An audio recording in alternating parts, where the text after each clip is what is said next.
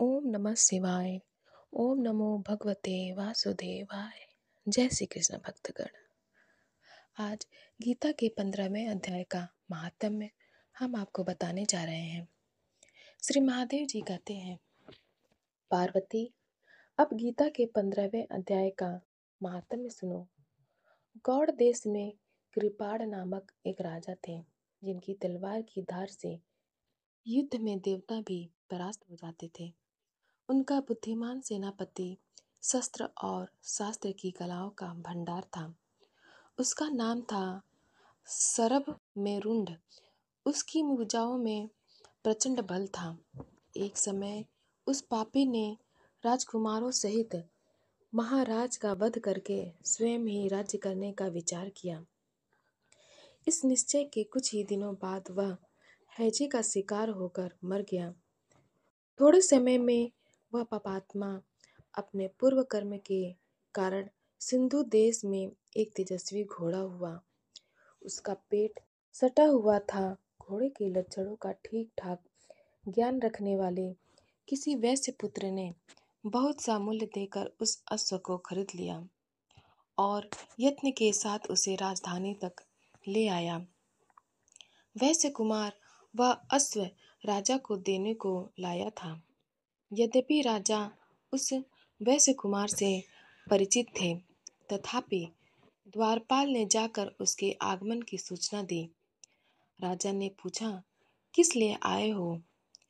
तब उसने स्पष्ट शब्दों में उत्तर दिया, देव, सिंधु देश में एक उत्तम लक्षणों से संपन्न अश्व था, जिसे तीनों लोगों का एक रत्न समझकर मैंने बहुत सा मूल्य देकर खरीद लिया है।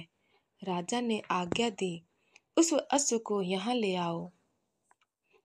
वास्तव में वह घोड़ा गुणों में उच्च श्रवा के समान था। सुंदर रूप का तो मानो घर ही था। शुभ लक्षणों का समुद्र जान पड़ता था। वैसे घोड़ा ले आया और राजा ने उसे देखा। अश्व का लक्षण जानने वाले अमात्यों ने इसकी बड़ी प्रशंसा की। सुनकर राजा अपार आनंद में निमग्न हो गए और उन्होंने वैश्य को मुंह मांगा सुवर्ण देकर तुरंत ही उस अश्व को खरीद लिया। कुछ दिनों के बाद एक समय राजा शिकार खेलने के लिए उत्सुक हो उसी घोड़े पर चढ़कर वन में गए। वहां मृगों के पीछे उन्होंने अपना घोड़ा बढ़ाया। पीछे पीछे सब ओर से दौड़कर आते हुए समस्त सैनिकों का साथ छूट गया। वे हिरणों द्वारा आकृष्ट होकर बहुत दूर निकल गए। प्यास ने उन्हें व्याकुल कर दिया। तब वे घोड़े से उतरकर जल की खोज करने लगे। घोड़े को तो उन्होंने वृक्ष के तने के साथ बांध दिया और स्वयं एक चट्टान पर चढ़ने लगे। कुछ दूर जाने पर उन्होंने देखा कि एक पत्ते का टुकड़ा हवा से उड़कर शिलाखंड पर गिरा। उसमें गीता के 15वें अध्याय का आधा श्लोक लिखा हुआ था। राजा उससे पढ़ने लगे। उनके मुख से गीता के अक्षर सुनकर घोड़ा तुरंत गिर पड़ा और अश्व शरीर को छोड़कर तुरंत ही दिव्य विमान पर बैठकर वह स्वर्ग लोक को चला गया। तत्पश्चात राजा ने पहाड़ पर चढ़कर एक उत्तम आश्रम देखा, जहाँ नाग, केसर, केले, आम और नारियल के वृक्ष लहरा रहे थे। आश्रम के भीतर एक ब्राह्मण बैठे हुए थे, जो संसार की वासनाओं से मुक्त थे।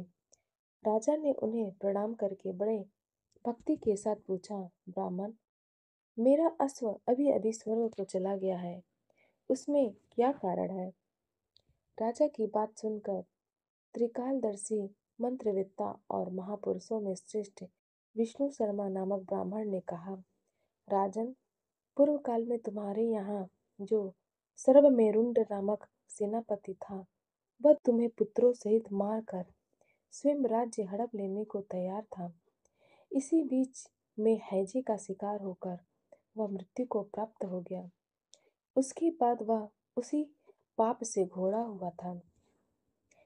यहाँ कहीं गीता के 15वें अध्याय का आधा श्लोक लिखा मिल गया था।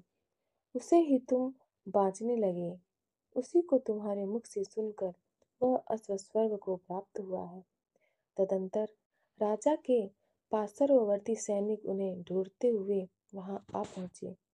उन सबके साथ ब्राह्मण को प्रणाम करके राजा प्रसन्नतापूर्वक वहां से चले और गीता के 15वें अध्याय के श्लोकाक्षरों से अंकित उसी पत्र को बाँच बाँच कर प्रसन्न होने लगे। उनके नेत्र हर्ष से खिल उठे थे।